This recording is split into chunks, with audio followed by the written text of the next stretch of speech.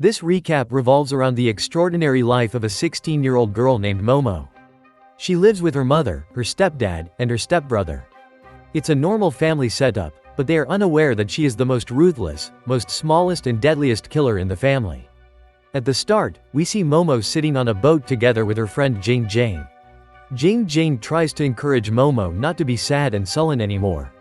Flash forward to a week ago, Momo's mother enters her room and turns off the cell phone alarm while waking her daughter. She reminds her that Momo's teacher has been calling her frequently because she's always late for school. Momo hurriedly gets ready for school as her mother also shouts for Yu Chen, her stepbrother, to get downstairs for breakfast. Momo gets out of her room and quickly puts on her school shoes. Mom certainly can't just let her go without having breakfast, so she gives her 10 yuan to eat something on the way. Momo agrees as she takes the money and leaves the house. On the way to school, Momo walks while reading a brief history of the universe and drinks the coffee she bought. At the same time, 3 girls from her class with their pretentious style pass by and immediately snatch the book that Momo is reading. They even make fun of Momo, who probably thought reading books would be liked by men. They bully her, saying that only a freak like Momo could read such a boring book to make herself more valuable among boys. Momo begs for her book to be returned and also says that they would not understand the book. Hearing her words, Li Fang, the main bully, becomes irritated and immediately splashes the coffee on Momo's head.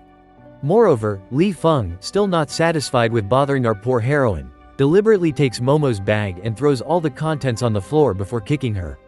Now satisfied, the bullies call Momo a fool who even has the guts to like Yi Hailan, the school's most popular boy. Momo can only squat down while wiping her eyes so as not to cry. At the same time, Yi Hailan and his friends pass by on roller skates. He ends up bumping into Momo on the way. The heir in Highland is annoyed that he ran into Momo and even scolds her for not watching out properly. One of Hailand's friends says that Momo must have done it on purpose as she has a massive crush on Highland. Momo quickly denies bumping into him on purpose, but Highland doesn't care at all and leaves straight away without even helping her up. Due to this incident, our heroine arrives to class late. The teacher immediately scolds her for coming late again, and this is the 5th time this month. The teacher doesn't wait for Momo's answer and instead tells her to submit the assignment from yesterday. Momo hesitantly takes out her homework.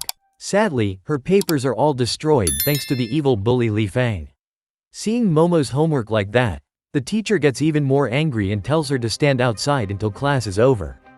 It is finally break time, and Highland walks out of the classroom, ignoring Momo. Meanwhile, the bullies continue picking on our innocent heroine. The scene then cuts to the basketball court, where Highland, the all-rounder of the school, is playing a basketball match. All the schoolgirls are cheering him on. This is when we're introduced to another main lead, Kai Shan, the belle of the school and the captain of the cheerleading team. Meanwhile, Momo is busy taking photos of Highland playing. The following day in class, the teacher announces that 1 month from now, she will segregate classes based on exam results. Class division will be based on their rank, so she hopes that everyone will study hard. Hearing the announcement, Momo becomes anxious as she is bad at studies and worries that she might have to split classes with Highland, the topper of the class. That evening, Momo has dinner with her family at a restaurant. Her mom and dad are happy because their shop is running smoothly and making a lot of profit. That's why they can have a big meal like this, and because of that too, they ask what Momo and Yu Chen want. Without thinking, Yu Chen immediately asks to buy a new computer. Meanwhile, Momo, who is determined to be in the same class as Highland, asks to be given private lessons. Her stepfather immediately agrees and even says that all the money would be given to Momo's private tutoring. Surprisingly, this angers Yu Chen, and he starts protesting as his dad cared more about Momo than him. He also wonders what is so great about Momo's mother as she was just an aunt from a small county who even brought along her mentally ill daughter. Hearing this, Momo gets angry and hits Yu Chen, but he pushes her roughly. They end up leaving the dinner table and returning home separately after the fight. Momo goes straight into the room and locks the door. She cries and takes out her secret box. The box has a space pattern and inside are pictures of aliens. As she cries, she talks to herself and says that in this vast realm, there must be someone who will understand her. It's just that they're very far away, maybe hundreds of millions of light years away. Just then, she gets a message from Jane, sending an article about a man named Lin Guoshang capturing aliens. Lin Guoshang is an extraterrestrial research specialist who works as the head of the department of the Abnormal Human Research Lab. Momo reads the article and doesn't believe that Guo Shang can catch aliens. According to her, the alien he captured is extraordinarily powerful, so it would definitely destroy a mortal like Shang.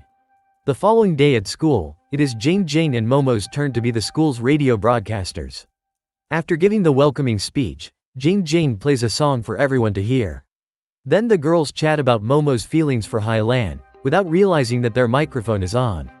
Momo confides that Hai Lan still continues to ignore her, and she doesn't dare to confess her feelings to him. Jing immediately lectures her, encouraging her best friend to propose to her crush. Since the microphone is still on, the whole school hears Momo's confession. After a while, Jing finally gets a call from a friend mentioning that she hasn't turned off the mic. Panicked, she immediately turns it off, but it is too late. Embarrassed, Momo runs out of the room. Later, Jing pays a visit to Momo's house and tells her to officially confess her love to Hyland directly. After much encouragement, Momo agrees and decides to approach her one true love. Next, our heroine goes to the arcade where Hyland works part-time, but sadly, he rejects her. Back to the present, Momo and Jing are in the middle of the sea, talking about how Hyland couldn't care less about our innocent heroine. Stressed, Momo decides to immediately dive into the sea with the instructor. While in the sea, she hears a voice that seems to call her by her name from deep down and even sees a flash of light. Out of curiosity, Momo dives deeper and deeper, leaving her instructor behind. She gets closer to the bottom of the sea and finds an object that shines very brightly. When she holds the object, her body is suddenly covered in light, and not long after, she loses consciousness. After fainting for a while, Momo opens her eyes, which are now glowing. She immediately swims up, and Jing is very happy to see her friend back. However, our heroine looks completely different. She isn't the innocent and bubbly girl she was before. Her brain is like a computer as she processes all the information that exists around her. But due to the recent change in her body, Momo once again falls unconscious. In the meantime, we are taken to a house with strange equipment where a person dressed in a white lab coat approaches Lin Guo Shang and informs him that investigations regarding their research are continuing elsewhere. An unconscious Momo is taken to the hospital and given an MRI scan. While asleep, she dreams of her past. It is then revealed that an alien general named Abu Dori from planet Scorpius has taken possession of Momo's body due to an enemy invasion on her home planet. She entered into a deep sleep under the sea, and when Momo held the glowing object containing Abu Dori's soul under the sea, the alien entered her body. Next, Momo wakes up and immediately gets out of the MRI machine. She then pushes the doctor away and goes to the roof of the hospital. There, she stands on the ledge and spreads her arms wide, receiving the sun's energy. Unfortunately, it doesn't work on Earth, and she also learns that her mental power is currently draining. By this time, the doctors and guards arrive on the roof and immediately persuade Momo to get off the ledge, thinking that she was going to do something drastic. Momo, who an alien has possessed, is surprised to see the behavior of Earth humans and doesn't understand them at all. She climbs down from the ledge of the roof and sees a doctor administering an injection containing a sedative. With her strength, Momo can see the contents of the injection, so she immediately avoids it. Just then, her parents arrive at the scene and scold the doctors and guards who scared their daughter. Due to energy loss, Momo faints again. In the meantime, Guo Shang has a man tied up in his strange chair. He has successfully captured another alien. In the next scene, Momo is conscious again and is kept in the ward. She notices she has an IV in her hand, so she immediately scans its contents in a somewhat robotic way. She tells her parents that the content of this infused water contains only 0.9% sodium and 0.3% potassium, which is not effective for her body. Her parents are understandably concerned about her as the once cheerful and bubbly Momo has turned into a very cold person with a strange voice. Moreover, she doesn't even know how to eat, further worrying her parents. But when Jing visits Momo and gives her an ice cream, she immediately gulps it down. Momo then feels sick to her stomach and wonders what is happening. In response, Jing tells her to go to the washroom to relieve herself. When Jing realizes Momo has even forgotten how to use the bathroom, she grows concerned. Next, Momo drinks the tap water in the bathroom and looks at her reflection in the mirror. At this time, we see the real Momo and Abu Dori, who has possessed her body. The alien then explains to our real heroine that she is Abu Dori, who came from planet Scorpius to this blue planet. She had waited for Momo for 200 million years under the sea. Momo asks why she called her name from under the sea. The alien says that they're part of each other, and Momo's job in this world was to come and wake Abu Dori. 200 years ago, she placed a portion of her power into the ancestor of the human race. Once the science and technology of the blue planet would develop, she would be woken up. This power had passed through the bodies of many millions of people. Now the power is in Momo's body. So, in conclusion, Abu Dori and Momo are the same person, only from different time periods and eras. The real Momo then makes a request before disappearing. She hopes that the alien can take over her tiring life, protect her mother, and also love a boy named Yi Hai Lan as she did. After this, Abu Dori, who is in the body of Momo, comes out of the bathroom. Now, Momo is officially gone and replaced by Abu Dori, meaning Abu Dori has become Momo in this world. A few days later, Momo is finally allowed to go home, where she's warmly welcomed by her family.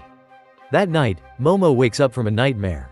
She immediately stands in front of the mirror and determines that this time she has to think of a way to get back to her planet. With her strength, Momo scans her own body and comes up with the most rational power-up plan for her current body. Like a working machine, her body starts giving suggestions to increase her muscle and mass. Momo immediately makes improvements to her body, but it burns 15% of her strength during the process. Shortly after, Momo is shocked as she learns that just by increasing things a little for her body, her strength is burned up by 15%. And once her strength is finished increasing, Momo looks even more different, she looks stronger. In the meantime, Guo Shang and his men corner an alien couple. To save his partner, the male alien surrenders himself and buys enough time for her to run away. One night, Momo borrows a laptop from her brother and uses her power to somehow send a message via satellite to her home planet. Unfortunately, it doesn't work. The following morning, Jane comes to Momo's house and teaches her how to use a laptop. She also teaches her how to use the camera to record videos. After that, Jane announces that she will be bringing in the homework from their class for this week, as Momo is apparently recovering from the diving incident and hasn't attended school since then. Momo immediately answers that she won't be doing the tasks, and neither will she be returning to school. Jane is instantly envious, as it's good to be Momo, who doesn't have to do homework and doesn't have to go to school. Also, tomorrow they'll have to do military training, which will be very hard. Surprisingly, when Momo hears about the training, she immediately says that she will be joining. Jane is obviously shocked because the old Momo hated physical exercise. The following day, all the students gather at the school, and by bus, they go to the training camp. When they arrive at the site, the military officers blow the whistle for everyone to gather and line up. After taking roll call, the students change into military clothes and proceed with shooting practice. In an instant, Highland uses all of his shooting bullets and finishes first. Arrogantly, he walks towards Momo, who is also shooting, and with his pretentiousness, he tells her to hand over the rifle to him. He even says that the rifle shot is too strong and a weakling like Momo wouldn't be able to shoot. Momo doesn't react and immediately fires all the bullets. After finishing up, she throws her empty rifle at Highland and leaves. Later, the coach reads out the students' shooting scores. Much to everyone's surprise, Momo's shooting score is the highest, 100 points, meaning she hit all the right targets. Later, Momo continues to stun everyone during various military drills. She even surpasses the records of the officers present there. The army chief is evidently impressed by this young girl's stamina and skills. In the meantime, Guo Sheng catches another old alien lady with the help of the male alien Li Rong he had caught earlier. He had promised the alien that he would be spared if he worked under Guo Sheng's command. The alien hunter then drains the mental power of the poor old woman, killing her instantly. This devastates the male alien, and he closes his eyes, feeling guilty. Li Rong demands Guo Sheng's promise to be released, but the sly alien hunter refuses. Since the old woman and Li Rong came from two different planets, their mental power must also be different. If he releases Li Rong, then it would be the same as losing his sample specimen. When Li Rong continues to protest, he is also drained of his mental power. Unfortunately, even Li Rong's mental power combined with the old woman's cannot fill the small flask Guo Sheng has in his possession. And because of this, he wants to find more victims. Later, Guo Sheng does some research and finds out about Momo, so he stalks her in the military camp by pretending to be repairing his car. When Momo passes by him, he deliberately knocks over the bricks that support his vehicle, and the car falls on him. After this, he screams in pain. When Momo hears his screams, she immediately turns around, lifts the car, and pulls him out. Guo Sheng then confirms that she too is an extraterrestrial with superpowers. That night, Momo starts recording herself with a laptop camera to keep her daily records on Earth. The following day, during break time, Highland is in the cafeteria eating lunch at the same table as Li Fang and Kai Shan. From their table, they can clearly hear people talking about Momo's current prowess. Li Fang evidently doesn't like it and loudly says that Momo is just a person who likes to seek fame and recalls her being recently rejected by Highland. She goes on to mention that a girl like Momo who acts too manly will not even be liked and wanted by men. Disrespectfully, Li Fang even throws her dumplings at Momo and tells her to pick it up and eat it. Momo tries to be patient by ignoring the bully, although she is clearly very angry. When Li Fang continues shouting, our heroine finally breaks out and yells at Li Feng, telling her that no one should dare to talk to her like that. In response, the bully backfires, reminding Momo how scared she used to be of her. Momo wouldn't even dare to make the slightest sound if Li Fang was around. When the argument reaches a boiling point, Kai Shan and Highland finally intervene and tell Li Fang to stop treating Momo like that from now on. But the evil Li Fang attempts to attack Momo from behind using her food tray. However, thanks to her quick reflexes, our heroine knocks Li Feng down and even puts the dumpling that Li Feng threw earlier into her mouth so hard that the bully falls to the floor. Embarrassed, Li Fang screams in frustration at being humiliated like that in public. Want to know what happens next? Subscribe the channel and wait for the next part. Also comment below if you want the second part.